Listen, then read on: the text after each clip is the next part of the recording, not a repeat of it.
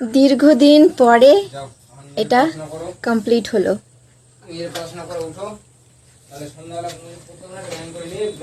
আজ প্রায়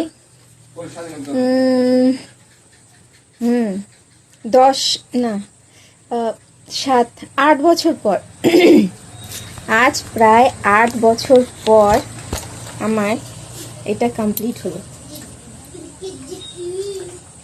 এটা হচ্ছে চিরুনি রাখার জায়গা।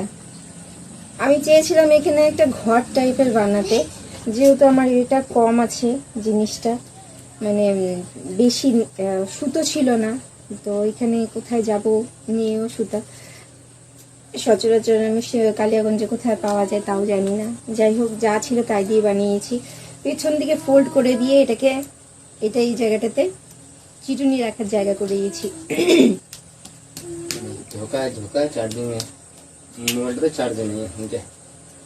কেমন হয়েছে বন্ধুরা? 10 বছর পর এটা কমপ্লিট হলো। 10 বছর পর ভাবা যায়। পেছন দিকটা এই যে পেছন দিকটা কভার টাইপের, এখানে চাইলে পারে আমি অনেক কিছুই রাখতে পারবো পেছন দিকে, কিন্তু সামনের দিকে রাখতে পারবো না। এই কারণে জন্য সামনের দিকে করার জন্য আরও এক্সট্রা সুতোর প্রয়োজন ছিল। সেই সুতো আমার কাছে ছিল না, মানে এই কালারের সুতো ছিল না। নীল কালারের আছে, শুধু নীল কালারেরই আছে, এই কালারের সুতো ছিল না, তাই আর বানাতে পারিনি। তো এটাকে এইভাবেই বানানো হয়েছে পেছন দিকে।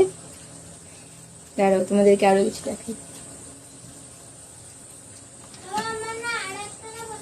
এই যে চিরুনি, এখানে বিভিন্ন রকমের চিরুনি বলো, ক্রিম বলো, সবই রাখা যাবে। জাস্ট এটা উল্টো দিকে বানানো আর কি। ইচ্ছে ছিল আলাদা রকম ভাবে করার, কিন্তু এই ডিজাইনটা কেমন হয়েছে তোমরা জানিও, ঠিক আছে?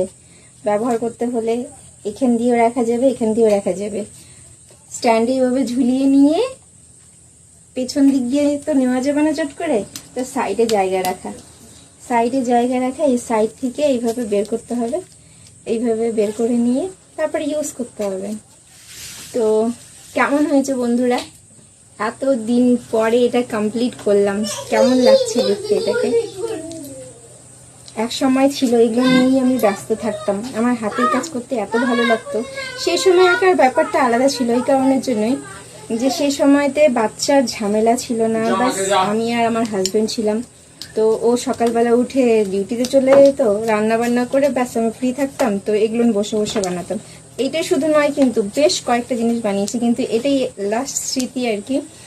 যেহেতু এটা আনকমপ্লিটেড, সেই কারণের জন্য এই স্মৃতিটা এখানে আছে, নাহলে পরে হয়তো বা এটা কাউকে আমি দিয়ে দিতাম। যাই হোক, এটা থেকে গেছে বলে আজ তোমাদের সাথে শেয়ার করতে পারছি।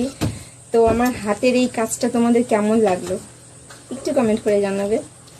বাই।